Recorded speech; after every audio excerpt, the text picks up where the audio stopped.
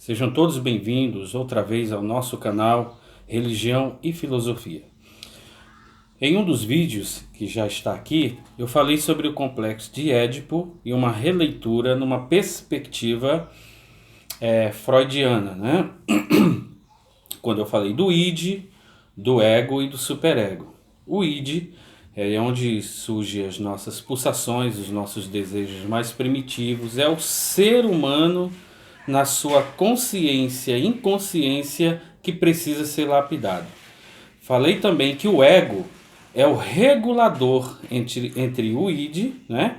Que vai dizer, você quer fazer uma coisa errada? Então deixe para depois. Ele não vai censurar, apenas vai orquestrar, organizar as ações que nós vamos julgar pela moral, como seres civilizados, como sendo algo transgressor. Ele não vai censurar.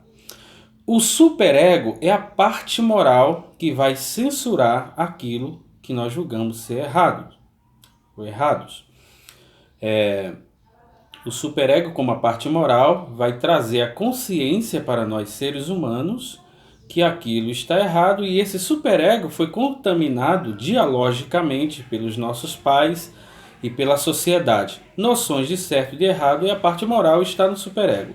Curiosamente, um efeito colateral é do superego que surge o que nós vamos chamar, o que Freud vai chamar de fetiches, e também do complexo de Édipo, porque ele vai falar sobre isso.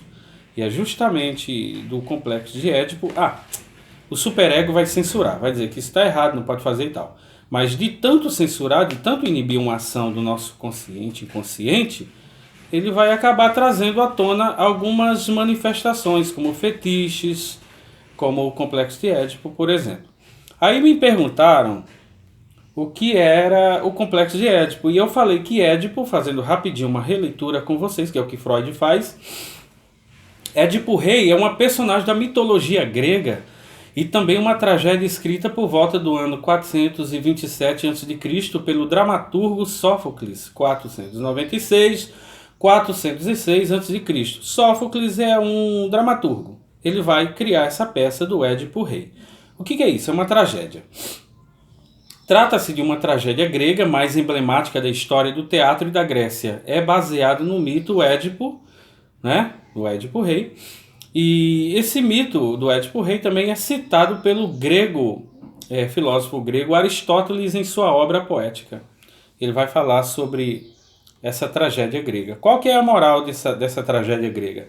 É trazer de uma narrativa imaginária abstrata elementos que possam nortear o ser humano, né? Como é uma peça teatral, portanto é uma peça de ficção com elementos da realidade. E é justamente essa ponte que Freud vai pegar. Bom, o resumo da lenda diz o seguinte: na lenda, Édipo, filho de Laion e Jocasta, né, que eram reis de Tebas, a cidade que fora assolada por uma peste, ao consultar o oráculo de Delfos, Édipo descobriu algo trágico sobre a sua vida. Ele foi amaldiçoado pelos deuses. Então, em síntese, essa é a moral da história. O Édipo teve contato com os deuses, com os oráculos, e descobriu, através do oráculo de Delfos, que ele foi amaldiçoado pelos deuses. Qual que era a maldição?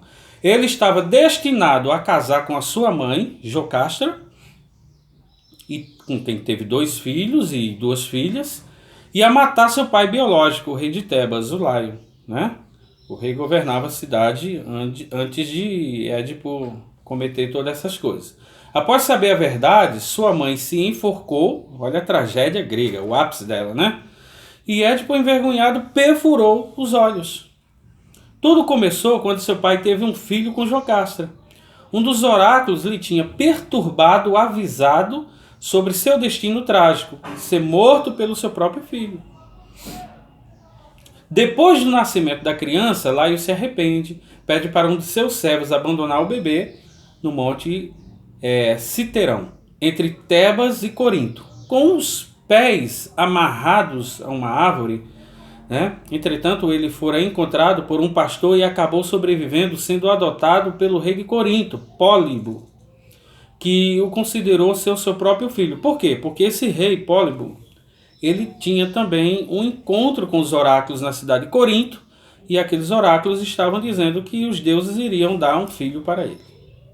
Então, o menino Édipo estava com os pés amarrados, né? E começou a se debater e os seus pés ficaram calejados, ficaram feridos. Daí é a palavra, o nome Édipo, né? Eu aqui quis avançar porque achei que ia parar um pouco a câmera. Édipo quer dizer pés feridos. Bom, aí os oráculos começaram a dizer para o rei de Corinto que ele teria um filho. Então, um certo pastor de ovelhas estava ali, viu o menino e entendeu que era os deuses que estavam cumprindo a profecia, levou o menino para Corinto. Os reis adotaram aquela criança, celebraram, ficaram felizes e tal. Então, quando Édipo cresce, ele tem essa ideia de conversar com os oráculos, e aí o oráculo Delfos começa a dizer o que vai acontecer. Julgando que aqueles eram seus pais biológicos, e ele não queria de modo nenhum que aquilo acontecesse, empreendeu-se em fuga rumo à cidade de Tebas, o reino de Tebas. No meio do caminho ele encontra seu pai biológico, então não sabe que é o pai biológico, os dois entram em luta corporal, e ele mata o seu pai biológico, Lion. Na cidade de Tebas chega a notícia que ele havia matado seu pai, que mataram o pai biológico. Aí Jocastra faz uma reunião e para escolher um rei, e ali vê um menino, o rapaz com traços que remetia ao pai, e não teve dúvida, como ela é apaixonada pelo Lion, não hesitou e escolheu o Édipo. Então cumpriu-se a profecia, que os deuses haviam dito, através dos oráculos, que o Lion seria morto pelo filho, e o filho iria ter relações incestuosas com a mãe, ia ter filhos, e assim teve, né? 4 filhos, 2 meninos e 2 meninas. Freud pega esse corpo da tragédia grega, né, dessa peça teatral, faz uma releitura agora com as lentes psicanalíticas e começa a dizer como que isso acontece no ambiente familiar. O filho tem apaixonamento e desejos pela mãe, não é? E começa a ter repúdio pelo pai. A figura paterna é para ele algo de repúdio. Ele repudia isso. Mas a mãe ele tem atração. Isso se dá de forma consciente, segundo a fala de Freud. Algumas pessoas que debruçaram sobre a pesquisa da psicanálise de Freud e essa releitura da tragédia grega, descobriu-se o furo que Freud deu, porque a tragédia toda se deu de forma consciente. Ou melhor, de forma inconsciente. O menino não sabia que Lion era o seu pai biológico e o matou. E o menino não sabia, o rapaz não sabia, que Jocastra era sua mãe biológica e casou-se com ela. Então se deu inconscientemente.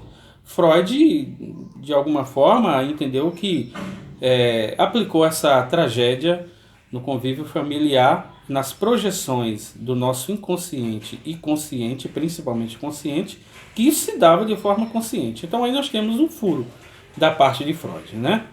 Então, está aí esse vídeo. Se você quiser saber mais sobre a tragédia grega do